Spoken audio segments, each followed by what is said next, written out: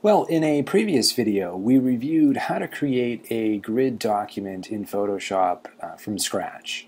And in this video, we're going to take a quick look at how to do it by downloading a template file from the 960.gs website. So we're in Photoshop now. Let's hop over to the web, and here I am on the 960.gs site.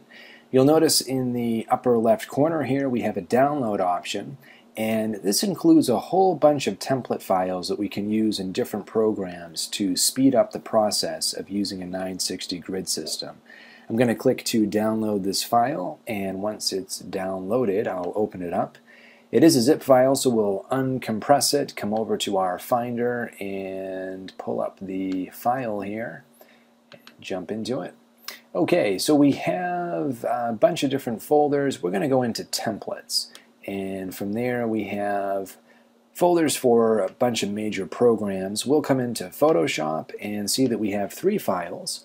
One for a 12-column grid, one for 16, and even a 24-column version of the 960 grid system. Well, we're going to work with 12 for demonstration purposes, so I'll open up that file and double-click it to get it into Photoshop.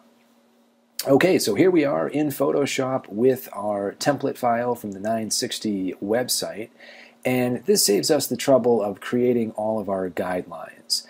Now, creating guidelines is a really good tool to know how to use, because if you wanted to use a grid system outside of 960, and that certainly is a reasonable thing to do once you get further into web design, you may not find a template file that's already been created. Also, there are times when it's helpful to create horizontal lines as part of grid systems, so it's good to know how to manipulate those guidelines. Now that we're working with this template file, though, let's focus on customizing it to really suit our needs a little bit better. And I'm zoomed in here, so let me get back out and see what we're really dealing with. So I'll go to 25%. Okay, and if you've looked at the video or if you've experimented with creating your own custom grid file, you'll know that we went with something a little bit larger, especially on the height. And I want to give ourselves a little more room to work with here, so we're not limited to this square region. So we can go up to image and down to image size, and I'm going to change the height all the way up to 2400 pixels, which is the value we reviewed in the tutorial for creating a custom grid file from scratch. Okay, that's good. So now I have a little more space to work with. You'll notice also, compared to our custom file, that we don't have a whole lot of room on either side, just a little bit more than the 960 width that the grid system provides. I find it helpful to have a little extra space, though, so we can have a better sense of how our design looks when it's resting inside of a browser, where it's almost certain to have a little extra padding on either side of the design. Now, to do this, we can actually change the size, not of the image, but of the canvas. If we change the size of the image, it's going to stretch the width of each one of our columns, and we don't want that to happen. So we can come up to image and then down to canvas size, and I'm going to change that to 1200 pixels, which is the value that we used in our custom tutorial.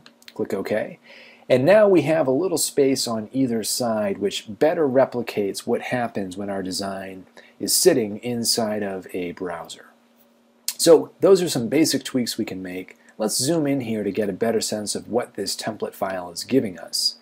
And you can see as we zoom in here that not only do we have guidelines for each column, but in between the gutters, and remember there are 20 pixels between the left gutter and then the right gutter on the other side, we have an additional guideline right down the center. So at the 10 pixel mark in between, we have this additional guideline. And that simply provides us another point where we can fix items that we are creating as we build out our wireframes. This isn't necessary as long as we have guidelines for our columns, but it may be helpful to have. The other thing that this template gives us is a visual indication of the columns, which again we may or may not want. If we wanted to turn it off, we could simply change the visibility setting here for the 12-column grid layer in our layers window. So I'll click that to turn it off. And now we just see our guidelines. Let me zoom back out here to 25%. So there we have a file quite a bit like the one that we created from scratch with some extra guidelines built in. You'll notice on either side it's also giving us the guidelines at the beginning and end positions, and that creates that 10 pixel gutter on either side, which can be helpful to think about as well. But remember, we're really just focused on 940 pixels across for our design. So that's some basics on working with the template file from 960.gs. Remember, in creating our wireframes, we can either use this template file or whip up a file from scratch. Either way is just fine. And we'll review the particulars on actually creating wireframes in a follow-up video.